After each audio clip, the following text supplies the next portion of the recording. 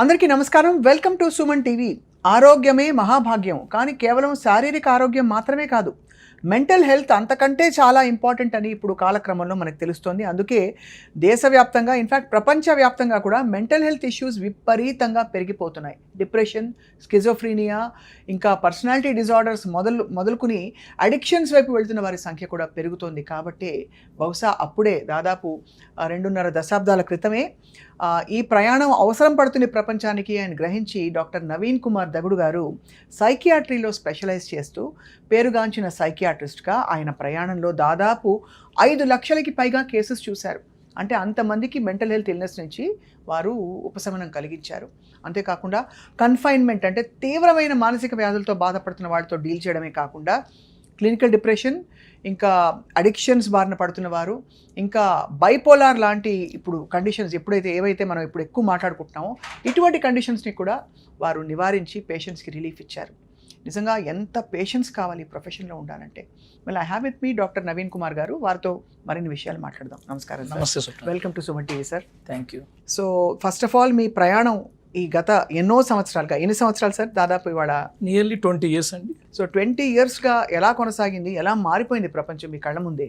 మనిషి యొక్క సెల్ఫ్ తెలుసుకోవాలి అంటే మెడికల్ సైన్స్ అనేది ఒక accurate science, near to accurate సైన్స్గా మనం చెప్పవచ్చు. రెండింటి మధ్య ఉన్న బ్రిడ్జ్ సైకియాట్రీ. ఒకటి మాలిక్యులర్ సైన్స్, మెడికల్ సైన్స్ అనేవి, ప్లస్ మెంటల్ హెల్త్ అనేది. ఈ రెండింటికి బ్రిడ్జ్ లాంటి సైన్సే psychiatric neuro science.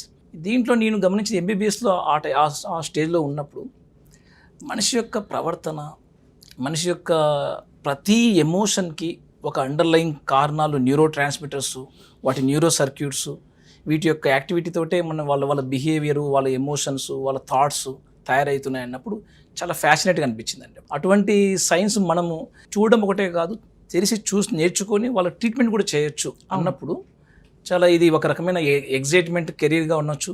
At the same time ఇక్కడ ల్యాక్నే ఎక్కువ ఉన్నాయి, మిస్కన్సెప్షన్స్ చాలా ఎక్కువ ఉన్నాయి పబ్లిక్లో కానీ ఏ కల్చర్లో అయినా కూడా. సో వీటి యొక్క అవేర్నెస్ ఇంపార్టెంట్ అనిపించింది. ఇది ఒక ఛాలెంజింగ్ ఫీల్డ్గా చూసినప్పుడు సైకియాట్రీ డెఫినెట్గా మానవాళికి ఉపయోగపడడం కాక వాళ్ళ లైఫ్ కెరియర్ని కూడా మీనింగ్ఫుల్గా, అంటే వాళ్ళు జీవితం ఏదో జీవించామని కాకుండా దీంట్లో కూడా మనం ఫెయిల్యూర్గా కాకుండా సక్సెస్ఫుల్ కూడా చేయొచ్చు, ఆరోగ్యం గడపవచ్చు. దీని ద్వారా లాంగివిటీ, అంటే వాళ్ళ స్పాన్ కూడా మనం పెంచిన వాళ్ళం అవుతాం. అవును. సో ఆ ఆస్పెక్ట్లో నాకు సైకియాట్రీ అన్న ఫీల్డ్లో ఒక రకమైన చిన్నపాటి మ్యాజిక్ విండ్ లాగా అనిపించేది. చాలా ఈ మ్యాజిక్ వాండ్ తోటి మీరు ప్రపంచాన్ని క్యూర్ చేస్తూ 5 లక్షల మంది పేషెంట్స్ చూసామని చెప్పారు సార్. చాలా వైడ్ రేంజ్ ఆఫ్ ఇల్నెసెస్ చూస్తుంటారు మీరు. డెఫినెట్గా అండి. అంటే చాలా కామన్ కండిషన్స్ ఏమిటంటే మనకు యాంగ్జైటీ, ఫోబియాస్, అవి సరిగ్గా రికగ్నైజ్ చేయక మజిల్ పెయిన్స్ తోటి ఎక్కువ కాలం వాళ్ళు మెడికల్గా హెల్ప్ తీసుకుంటుంటారు, లేకుంటే స్ట్రగుల్ అవుతూ ఉంటారు. అంటే ఏంటి, మైండ్లో ఉన్నది బాడీకి వచ్చేస్తుంది? ఎస్ అండి. సో బాడీ యొక్క రిప్రజెంటేషనే మైండ్ యొక్క సమస్యలు. అంటే అన్రిజాల్వ్ కాన్ఫ్లిక్ట్స్ కానీ, కొన్ని టెన్షన్స్ కానీ, మస్కులర్ టెన్షన్ అంటాం, ఇవి కాస్త నెక్ పెయిన్, హెడ్ ఏక్, వీటితోటి గ్యాస్ట్రిక్ ట్రబుల్. బాడీ చెప్పే భాష మైండ్ భాష. ఎలాంటి భాష అంటే, ఇక్కడ ఒత్తితే నాకు గ్యాస్ ట్రబుల్ తగ్గుతుంది సార్ అంటే సంథింగ్ మెడికల్గా కాంట్ ఎక్స్ప్లెయిన్, బట్ పేషెంట్ చెప్తున్నది అది రియల్ సిమ్టమే. She's not faking. ఇక్కడ కూడా తప్పు చెప్పట్లేదు, ఆమె కావాల్సిన అటెన్షన్ సీకింగ్ ఏం లేదు. తన మెడికల్ ప్రాబ్లమే. గ్యాస్ ట్రబుల్ ఒక రకంగా వాళ్ళు చెప్పాలంటే డే 1 ఒక ట్రబుల్ కూడా వచ్చేస్తుంటాయి, but can't explain current knowledge of medical science. So మరి ఏంటి, ఎలా ఎక్స్ప్లెయిన్ చేస్తావు అన్నప్పుడు మా psychiatric neuro science psychosomatic illness వాటి ద్వారా కానీ, ఒక డిప్రెషన్, యాంగ్జైటీ అనే జబ్బులు మేము చూడడం, ఇవి చాలా పబ్లిక్లో చాలా ఎక్కువనే ఉన్నాయి మోతాదులో. జనరల్ మెడికల్ బ్రాంచెస్ మనం చూస్తే 30 to 40% కేసెస్ అవి సైకియాట్రిక్ కేసెస్, సైకియాట్రిస్ట్గా డీల్ చేయాల్సిన కేసెస్. సో వీటితో పాటు మేము చూస్తున్నవి depression disorders, bipolar disorders, schizophrenia, addiction condition, alcohol, tobacco తెలిసిందే మీకు. అవును. వెరీ లీగల్ అవైలబుల్ డ్రగ్సే. అవును. సో వీటి యొక్క పర్యవసానాలు, హెల్త్ ప్రాబ్లమ్స్ ఏమాత్రం తక్కువ కాదండి. మన షుగర్, బీపీలకు ఎంత మార్బిడిటీ, మోర్టాలిటీ వస్తుందో అంత దీనికి కూడా వచ్చేస్తుంది. బాబోయ్, అవును. అంటే మీరు చెప్తుంటే అర్థమవుతుంది, బాడీలో మనకి వచ్చే నొప్పులకు కూడా వెనకాల మైండ్ ఏదో యాక్ట్ చేస్తేనే వస్తుందని చెప్తున్నా అంటే అర్థమైపోతుంది ఎంత కనెక్టెడ్ బాడీ అండ్ మైండ్ అని సార్. మనం ఇది సపరేట్ చేయలేం. బ్రెయిన్ యొక్క హెల్త్, బ్రెయిన్ యొక్క పనితీరు బాడీ ద్వారానే తెలియజేస్తాయి. అవును. So it has every connection to entire the part, even hairs కూడా. When you are stressful time your hair also going to loss and బ్రిటిల్గా తయారైపోవచ్చు. కరెక్ట్గా చెప్పారు సార్.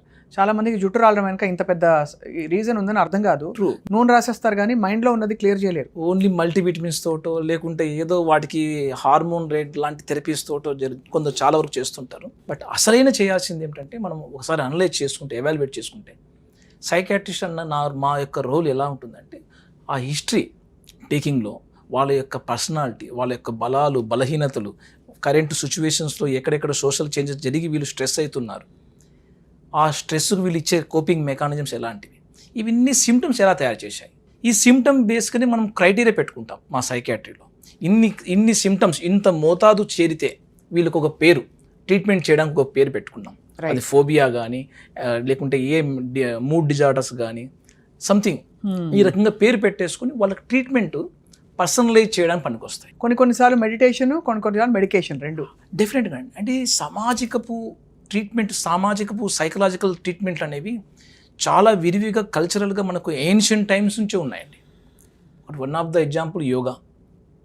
ఇప్పుడు ఈ మధ్య కాలంలో మనము యాక్టివ్ లైఫ్ స్టైల్ ఇంటర్వెన్షన్స్ అని చెప్పేసి life activities like walking, meditation, something aerobic exercise, gym, ఇవన్నీ కూడా మనకు ఫిజికల్ ఫిట్నెస్ ఒకటే కాక సైకలాజికల్ ఫిట్నెస్ కూడా పెంచేవి. వీటి యొక్క ఇవన్నీ చూస్తుంటే సైకలాజికల్ ప్రాబ్లమ్స్ అప్పుడు ఉన్నాయి, ఇప్పుడు ఉన్నాయి, ఎప్పుడూ ఉంటాయి. రైట్. మనము అవేర్నెస్ తెచ్చుకొని పర్సనలైజ్గా నా లైఫ్ నాకు ఈ పలానా ఇష్యూస్ వల్లనో లేకుంటే వేరే కారణాలు ఉండకనో నాకు ఈ రకమైన థాట్స్ వస్తున్నాయి, ఈ రకమైన ఫీలింగ్స్ వస్తున్నాయి, అవి ఇబ్బందికరంగా తయారవుతుంది, నా ప్రవర్తన మారిపోతుంది అని ఎప్పుడైతే మనం గమనించామో, నీకు నువ్వుగా గమనించినా పర్వాలేదు, పక్క వాళ్ళుగా నా తోడు వాళ్ళు అని అనుకున్న ఫ్యామిలీ మెంబర్స్ గమనించినా పర్వాలేదు, బట్ డెనై మూడ్గా ఎక్కువ పోకుండా తొందరగా ట్రీట్మెంట్ కానీ తీసుకోగలిగితే చాలా ఉత్తమంగా అన్ని నయం అవుతాయి. వాళ్ళ క్వాలిటీ ఆఫ్ లైఫ్ పెంచవచ్చు మనం. అవును సార్. వాళ్ళ క్వాంటిటీ ఆఫ్ లైఫ్ కూడా పెరగవచ్చు. రీసెంట్గా అమెరికన్ జర్నల్ ఆఫ్ సైకాట్రీలో మీకు చెప్పాలంటే ఒక ఎక్స్టెండెడ్ స్పాన్ ఆఫ్ స్టడీస్లో ఒక సిజోఫ్రీనియా ట్రీట్మెంట్ తీసుకున్న వాళ్ళు, తీసుకొని వాళ్ళు యావరేజ్ లైఫ్ స్పాన్ 15 ఏళ్ళు పెరిగిందండి ట్రీట్మెంట్ తీసుకున్న వాళ్ళలో. సిజోఫ్రీనియా అనే జబ్బు ఒక స్పెక్ట్రమ్ లాంటి జబ్బు. అవును. ఇదేదో మనకు ఇక్కడి మాత్రమే వస్తేనే సిజోఫ్రీనియా అని చెప్పలేం. థాట్స్, ఎమోషన్స్, సిచ్యువేషన్స్, వీటి మధ్య ఉండే కనెక్షన్ ఎప్పుడైతే మనము సరిగ్గా డీల్ చేయగా కనెక్టెడ్గా లేకపోయామనుకో దాన్ని సిజోఫ్రీనియా అంటాం. అవును, సింపుల్ చెప్పాలంటే. సో ఇటువంటి కండిషన్స్ మీరు స్టార్టింగ్ అర్లీ స్టేజ్ను గమనించవచ్చు. అది హాల్యూసినేషన్స్, డెల్యూజన్ తయారు కాక ముందుగానే కొద్ది గమనించేయచ్చు. అవును. సో ఇటువంటి సబ్ థ్రెషోల్డ్ సైకోటిక్ సిమ్టమ్స్ని మనం గమనించామనుకో, ఫ్యామిలీ గమనించగలిగిందంటే, అవేర్నెస్ పెంచగలిగిందంటే ఆ వ్యక్తి యొక్క ట్రీట్మెంట్ అర్లీగా స్టార్ట్ చేయొచ్చు. చాలా మంచి మాట చెప్పారు సార్. అంటే చాలా మంది టబు, ఇదివరకు అయితే మనకి ఒక స్టిగ్మా ఉండేది, సైకియాట్రిస్ట్ అనగానే అమ్మో, ఫిజికల్గా డయాబెటీస్ వచ్చినా ఏమొచ్చినా పర్లే, షుగర్ ఉందంటే చెప్పుకుంటారు. అవునండి. కొంచెం మెంటల్ హెల్త్ ఇష్యూస్ ఉన్నాయి, nobody shares. True. For your valuable time, thank you so much sir. Thank you Suman TV గారు.